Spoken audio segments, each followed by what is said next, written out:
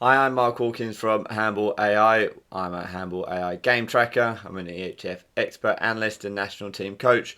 We're going to look at some different ways in which we can track games in Handball.ai.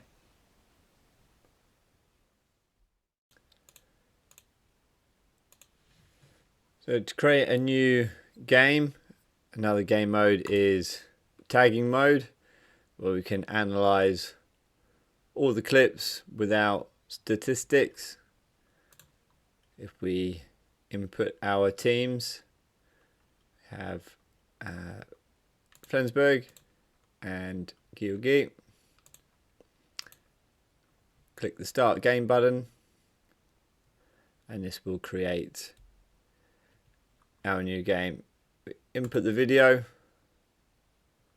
the same way, clicking on the button in the middle where the video will go, add the video in.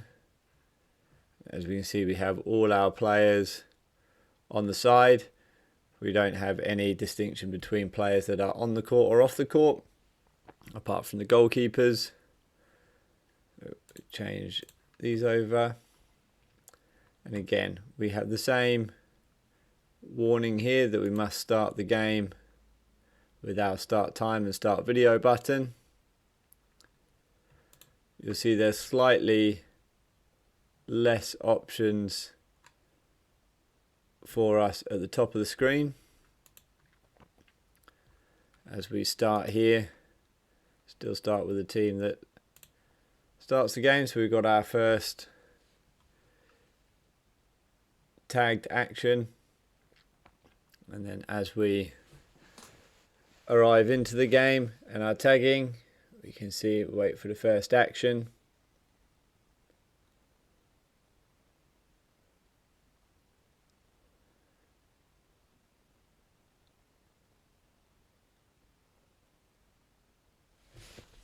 Here, if we wanted to tag this action, play number 8 from Flensburg, and now there's some slightly different options within the game system. So we could have a neutral event. It doesn't have to be related to an outcome, where we could note all the same things that happen, where the ball ended up, inside the goal, outside the goal, what position on the field it happened, any assisting players, and then any elements of our game system, the crossing, pressing, transition game, or the type of shot. The other things we could do, we could make it a custom event, so we could make some notes. We could say typical system or whatever we might want to do, and we could make this a note, confirm that, and then we could add some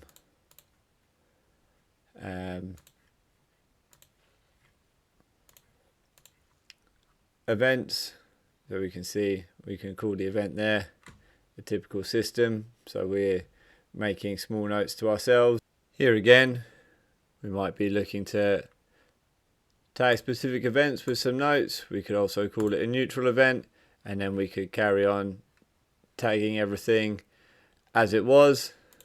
Okay, we still have all the same options where, okay, different type stat. This time fast break foul by player number 7, 4-2 formation.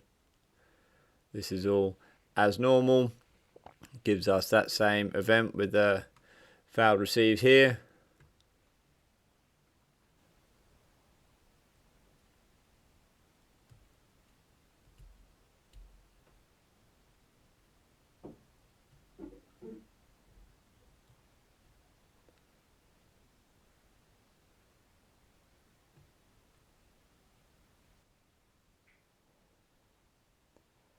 You'll see now as we add a neutral event, we can add in all the same information that we had before. So in that instance, shot from centre 9 meters into the bottom right hand corner, French Hugo jump shot, an assist if we want to add that as well. You'll see in the top of the screen though that the score doesn't change if we make it a neutral event.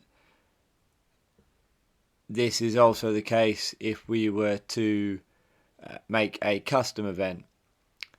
We can see with the same event coming up here, we might click custom event just to make a note about an individual player, for example, to keep a track of events about a certain situation or a certain player that we might want to scout, that we might not want to affect the score. So it might be smaller details of a game, it might be defensive scenarios, it could be anything like that. If we click goal and tag it as we had done in other situations, the score turns on the scoreboard at the top of our screen, so we can see and we can track the score and events like we would do in our other methods of tracking Handball.ai games.